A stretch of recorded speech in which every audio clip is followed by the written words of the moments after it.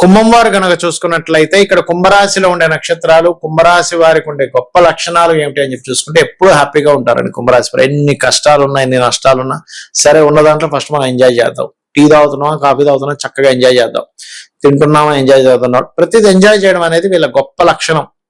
అంటే ఎన్ని కష్టాలను బాధపడతారు, రూమ్ లో కూర్చొని కాసేపు ఏడుస్తారు, బాధపడతారు, కానీ చేసే పనిలో హ్యాపీగా ఎంజాయ్గా చేస్తారు. ఇది చాలా గొప్ప లక్షణం కుంభం వారికి.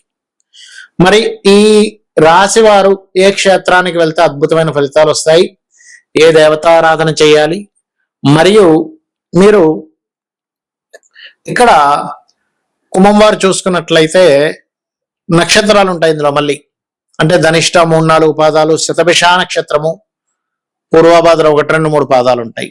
మరి ఈ నక్షత్రాల వాళ్ళు ఏ ధ్యానం చేయాలి, నిద్రలేచిన వెంటనే ఏ దేవతారాధన చేయాలి, ఏ క్షేత్రానికి వెళ్ళాలి, క్షేత్రానికి వెళ్ళి అక్కడే దానం ఇవ్వాలనేటువంటి అంశాలు చెప్తుంది నేనైనప్పటికీ చెప్పిస్తుంది సాక్షాత్ లలిత అమ్మవారిగా భావిస్తూ కుంభరాశి వారికి లేదా కుంభలగ్నం వారికి ఆ లలితాంబిక అమ్మవారి యొక్క అనుగ్రహం పరిపూర్ణంగా కలగాలని మనస్ఫూర్తిగా కోరుకుంటూ, ఈ కుంభం వారు ముఖ్యంగా అమ్మవారి క్షేత్రాలకు వెళ్ళినట్లయితే అద్భుతమైన ఫలితాలు వస్తాయి. గుర్తుపెట్టుకోండి, అమ్మవారి క్షేత్రాలకు వెళ్ళడం ఎక్కువగా చేస్తూ ఉండండి.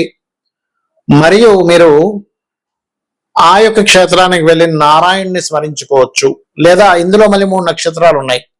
ధనిష్ట 3-4 పాదాల వారు కాలభైరవుని కానీ స్కందుని కానీ నిద్ర లేచిన వెంటనే కనుక స్మరణ చేసుకున్నట్లయితే ఖచ్చితంగా బాగుంటుంది, అందులో ఎటువంటి సందేహం లేదు. అలాగే రెండవ విషయం ఏంటంటే ఇక్కడ శతభిష నక్షత్రం కూడా ఉంటుంది. శతభిష వారు ధూమావతం చేయొచ్చు, లేదా దుర్గానామాన్ని ఓం దుమ్ దుర్గాయ నమః అనే నామస్మరణ ఒక 10 నిమిషాలు చేసి చూడండి.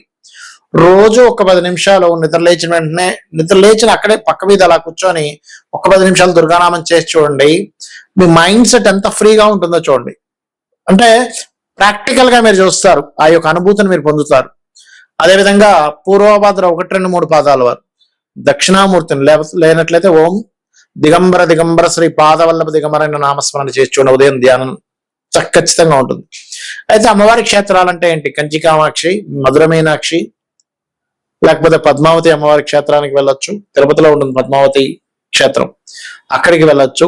ఖచ్చితంగా మీకు బాగుంటుంది, గుర్తుపెట్టుకోండి. మరి అక్కడికి వెళ్ళి ఈ ధ్యానం చేస్తాము. అక్కడ ఉండేటువంటి క్షేత్రంలో మనకి చూడండి మెయిన్ క్షేత్రం ఒకటైతే మనకి మళ్ళీ అక్కడ ఆ దేవతలు ఉంటారు అక్కడక్కడ. ఈ ధనిష్ట నక్షత్రం వాళ్ళు అక్కడ స్కందుడు గాని ఆంజనేయ స్వామి గాని ఉన్నట్లయితే వెళ్ళి దర్శనం చేసుకోండి, మంచి ఫలితాలు ఉంటాయి. అక్కడ కూర్చొని కాసేపు ధ్యానం చేసుకోండి. శతభిష నక్షత్రం వాళ్ళ దుర్గని, మరియు దశమహావిద్యల్లో అవతారాలు కొన్ని ఉంటాయి. ఇప్పుడు కామాఖ్య వెళ్ళారు, చాలా మంచిది వీళ్ళకి కామాఖ్య వెళ్తే కూడా ఈ యొక్క కుంభం వారికి. అదేవిధంగా అక్కడికి వెళ్ళి దానం ఇవ్వాల్సిన విషయాల్లో బియ్యము శనగలు దానంగా ఇవ్వండి. లేదు కర్కాటకంలో ఏదైనా గ్రహం ఉంది మీకు, అంటే మీ 6వ భావం లగ్నం నుంచి, లేదా మీ ధన లాభస్థానాల్లో ఏదైనా గ్రహం ఉన్నాయంటే మీ ధనస్థానమైనటువంటి మీన రాశిలో, లాభస్థానమైనటువంటి ధనస్సు రాశిలో ఏదైనా గ్రహం ఉంటే ఏ గ్రహానికి ఏ దానం ఇవ్వాలనేటువంటి వీడియో ఎండింగ్ వరకు చెప్పాను. వీడియో ఎండింగ్ వరకు చూస్తే మీకు అర్థమవుతుంది. క్షేత్రానికి ఎందుకు వెళ్ళి చేయాలి అనేటువంటి సందేహం చాలా మందికి ఉంటుంది. ఏమి ఇంట్లో చేసుకోవచ్చు కదా, అదే శ్రీమన్నారాయణుడు వైకుంఠంలో ఉన్న శ్రీమన్నారాయణుడు లేకపోతే కైలాసంలో ఉన్న శివుడే గుళ్ళో ఉంటాడు, మన ఇంట్లో ఉంటాడు, మన లోపల ఉంటాడని చెప్తుంటారు కదా. అంటే ఇక్కడ క్షేత్రాలకు ఎందుకు వెళ్ళాలి అనే విషయం ముందుగా తెలుసుకోగలగాలి. క్షేత్రానికి ఒక మహిమలు ఉంటాయి, స్వయంభూ క్షేత్రాలు ఉంటాయి. ఆ స్వయంభూ క్షేత్రాలకి మన దేవతలు ఎవరెవరైతే ఉంటారో, అష్టదిక్పాలకులు కానివ్వండి, బ్రహ్మాది దేవతలు కానివ్వండి, వీళ్ళందరూ కూడా వచ్చి దర్శనాలు చేసుకుని వెళ్తుంటారు రోజు. దేవతలకి కూడా వాళ్ళ యొక్క టైం పీరియడ్ అనేది ఒకటి ఉంటుంది. అంటే ఒక మానవ మాత్రుడే తన యొక్క జీవితాన్ని తపశ్శక్తితో ఒక్కొక్క స్టేజ్ దాటుకుంటూ వెళ్తూ ఉంటాడు. ఇప్పుడు ఏ తపశ్శక్తి లేదు, ఏమీ లేదు, అధమస్థాయిలో కూడా వెళ్ళిపోతాడు, ఒక పిశాచంగా మారిపోతూ ఉంటాడు, లేకపోతే ఇంకా హీనమైనటువంటి జన్మలు కూడా ఎత్తుతూ ఉంటాడు. అదే జీవుడు గనక తన యొక్క సాధనా మార్గంలో ముందుకు వెళ్తున్నా కొద్దీ యక్షులు గాను, గంధర్వులు గాను, దేవతలు గాను, సూర్యుడు రకరకాలుగా మారుతూ ఉంటాడు. ఇవన్నీ పోస్టులు మాత్రమే.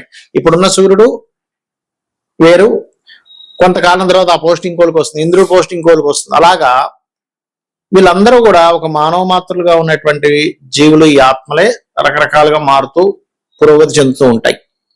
అలాగా ఆ దేవతలు, యక్షులు, గంధర్వులు, సిద్ధులు వీళ్ళందరూ కూడా భూమి మీదకి, ఎగ్జాంపుల్ తిరుపతి అనుకున్నాం, తిరుపతి మీదకి వస్తారు, తిరుపతి దగ్గరికి వస్తారు, లేకపోతే ఏ అరుణాచలమో లేనట్లయితే కాశీ అనుకుందాం, లేకపోతే శ్రీశైలం అనుకుందాం, ఇక్కడికి వచ్చి సూక్ష్మ రూపాలలో అంటే మన కంటికి కనబడకుండా ఉండేటువంటి, మన కంటికి అందదు అది రూపాల్లో వచ్చి అక్కడ వీళ్ళు తపస్సును ఆచరిస్తూ ధ్యానం చేసుకుంటూ మరలా వెళ్ళిపోతూ ఉంటారు సూక్ష్మ శరీరాల్లో.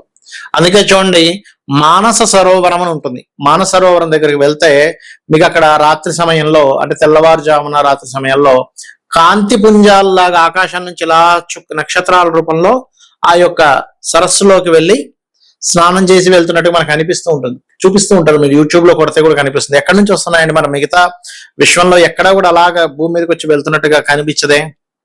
అంటే మన శాస్త్రాల్లో చాలా స్పష్టంగా చెప్పడం జరిగింది ఈ విషయాలను. ఇప్పుడు నేను చెప్తున్నటువంటిది సూక్ష్మ రూపాలలో సిద్ధులు, గంధర్వులు, దేవతలు వీళ్ళందరూ క్షేత్రాలకు వచ్చి అక్కడ వాళ్ళ యొక్క తపశ్శక్తిని పెంచుకుంటూ మరలా వెళ్తూ ఉంటారు. అంటే వాళ్ళు ఎప్పటికప్పుడు పెంచుకుంటుండాలి. లేనట్లయితే ఒక సమయం వచ్చేసరికి వాళ్ళ తపోశక్తి అయిపోయింది, వాళ్ళ పుణ్యం అయిపోయింది అనగానే మళ్ళీ భూమి మీదకి వచ్చేస్తారు, మానవ రూపాలు దాలుస్తుంటారు. అందుకే చూడండి, వీళ్ళు గాంధర్వ కాంత లేకపోతే ఒక పూర్వజన్మల్లో మనం చాలా పురాణాల్లో చదువుతూ ఉంటాం. పూర్వజన్మల్లో ఈవిడ ఒక యక్షిని, లేకపోతే ఒక గంధర్వకాంత, లేకపోతే ఒక సిద్ధుడే మళ్ళీ పుట్టాడు, ఒక దేవతా రూపం మళ్ళీ పుట్టింది.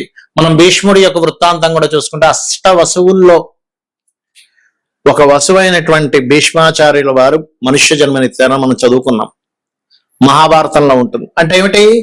యక్షుడు భూమి మీదకి వచ్చాడు, గంధర్వులు భూమి మీదకి వచ్చారు, వసువులు భూమి మీదకి వస్తున్నారు.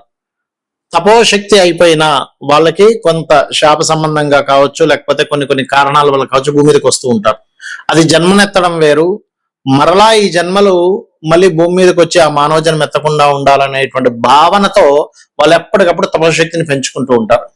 అలా ఆ యొక్క క్షేత్రాలకు వచ్చి తిరగాడుతున్నటువంటి వారికి ఎవరైతే వెళ్ళి అక్కడ తపన పడుతుంటారో, అయ్యో నాకు వివాహం అవ్వట్లేదనో, లేకపోతే సంతానం లేదనో, ఆరోగ్యంతో ఉన్నారనో, ఆరోగ్యంగా బాగుండాలనో, లేకపోతే పలానా సంపాదన సంబంధంగా ఇబ్బంది ఉందనో, లేనట్లయితే మరి కొంతమందికి అప్పులు ఉన్నాయనో, చాలా రకరకాల ఇబ్బందులు ఉంటాయి. ఎవరో కబ్జా చేస్తారు ల్యాండ్ అని, రకరకాలు ఉంటాయి. అందుకే మన వాళ్ళు పూర్వం సంతానం కలగట్లేదంటే క్షేత్రాలకు వెళ్ళరండి అనేవారు. ఏం క్షేత్రాలకు వెళ్తే ఎందుకు అవుతుంది అంటే అక్కడ ఈ దేవతామూర్తులు, సిద్ధులు వీళ్ళందరూ కూడా మన యొక్క తపనను చూసి కరుణతో వాళ్ళు ఆశీర్వదిస్తారు. అందుకే చూడండి, ఇక్కడ చేసిన దానికి క్షేత్రంలో చేసిన జపానికి 1000 రెట్లు ఎక్కువ ఫలితం, 1,00,000 రెట్లు ఎక్కువ ఫలితం అని చెప్తూ ఉంటారు. ఎందుకు? ఆ మహిమ అలా ఉంటుంది. మీరు ఇక్కడ ఒక్కసారి నమశివాయ అనుకునే దానికి క్షేత్రంలోకి వెళ్ళి అక్కడ నమశివాయ అనేటువంటి నామం పలికిన దానికి, లేదా ఓం నమో నారాయణాయ కానివ్వండి, ఓం శ్రీమాత్రే నమః అనుకోండి, ఏదైనా నామం చేసిన దానికి చాలా అధిక ఫలితం వస్తుంది. ఎప్పుడైతే మీకు అధిక ఫలితం వచ్చిందో, పుణ్యం అనేటువంటిది ఎక్కువ అధికంగా ఉందో, మీరు పూర్వజన్మలో చేసినటువంటి పాపం యొక్క ఫలితాన్ని అనుభవించేటువంటి యొక్క స్థితి తగ్గిపోతూ ఉంటుంది. అంటే ఎలా అంటే, చిన్న ఎగ్జాంపుల్ చెప్తా. ఒక వ్యక్తికి నెలకి ఒక 50,000 ఖర్చు ఉంది అనుకుందాం. 30,000 40,000 సంపాదించే వ్యక్తికి చాలా భారం. కానీ 1,00,000 1,50,000 2 లక్షలు సంపాదించే వ్యక్తికి ఆ 50,000 చాలా తక్కువ. అలా ఏంటంటే మన పుణ్యం శాతం యొక్క ఎక్కువగా ఉంటే మనం పూర్వజన్మలో చేసినటువంటి పాపము యొక్క ఫలితాన్ని అనుభవించడానికి మనకు శక్తి సరిపోతుంది. కాబట్టి ఇలా చేయండి. ఇందాక నేను మీకు విషయం చెప్పాను, 6వ భావంలో ఉండే గ్రహాన్ని బట్టి దానం ఇవ్వాలని. 6వ భావంలో రవి ఉన్నాడు అనుకోండి, గోధుమలు దానంగా ఇవ్వండి. చంద్రుడు ఉన్నాడు, బియ్యము తెలుపు రంగు వస్త్రం ఇవ్వండి, గోధుమలతో ఆరెంజ్ కలర్ వస్త్రం. కుజుడున్నాడు, కందులు ఎరుపు రంగు వస్త్రం. బుధుడున్నాడు, పెసలు గ్రీన్ కలర్ వస్త్రం ఇవ్వండి బుధవారం నాడు. గోధుమలు అయితే ఆదివారము, చంద్రుడైతే బియ్యం అయితే సోమవారము, కుజుడైతే అంటే కందులైతే మంగళవారము, బుధుడైతే బుధవారం. గురువు ఇబ్బంది ఉంది, గురువు పాడయ్యాడు 6వ స్థానంలో ఉండి, అప్పుడు శనగలు పసుపు రంగు వస్త్రం ఇవ్వండి. శుక్రుడు పాడయ్యాడు, అప్పుడు బొబ్బర్లు తెలుపు రంగు వస్త్రం ఇవ్వండి. శని పాడయ్యాడు, నువ్వులు తెల్ల నువ్వులు బ్లూ కలర్ వస్త్రం, లేదా నల్ల నువ్వులు తీసుకుంటారా ఇవ్వండి, పర్లేదు. రాహు పాడయ్యాడు 6వ స్థానంలో ఉండి, మినుములు సిమెంట్ కలర్ వస్త్రం. కేతు పాడయ్యాడు, అప్పుడు మీరు చేయవలసింది ఉలవలు మల్టీ కలర్ క్లాత్. ఈ దానం ఇచ్చేటప్పుడు కూడా గోత్రము, నామము, మీ సంకల్పం ఏంటని చెప్పి ఇవ్వండి. చాలా మంది తెలియక మూలన పెట్టేసి వెళ్ళిపోతామండి, అయిపోతుందేమో అనుకుంటారు. మూలన పెట్టేసి వెళ్తే మీ అకౌంట్ లో డబ్బులు పడాలి. మీరు బ్యాంక్కి వెళ్ళి మూలన పెట్టేసి వెళ్తే మీ అకౌంట్ లోకి వెళ్తుందా? వెళ్ళదు. మీరు అక్కడ ఇవ్వాలి, కౌంటర్ లో ఇవ్వాలి, మీ పేరు చెప్పాలి, మీ అకౌంట్ నెంబర్ చెప్పాలి, అప్పుడు మీ అకౌంట్ లోకి డబ్బులు ఎలా వెళ్తాయో అలా అవుతుంది. కాబట్టి మూలన పెట్టేసి వెళ్ళకండి దయచేసి. మీకు అంతగా ఎవరు తీసుకోవట్లేదు అనుకుంటే అప్పుడు ఆ పదార్థానికి ఇంకొక పదార్థం వేరుగా, అంటే నువ్వులు పెట్టకూడదు, గోవుకి పెట్టచ్చు, గోవు పెట్టచ్చు. కానీ ఎంతైనా మీరు సంకల్పం చదివి ఇవ్వడమే మంచి ఫలితాలు ఇస్తుంది. శ్రీమాత్రే నమః.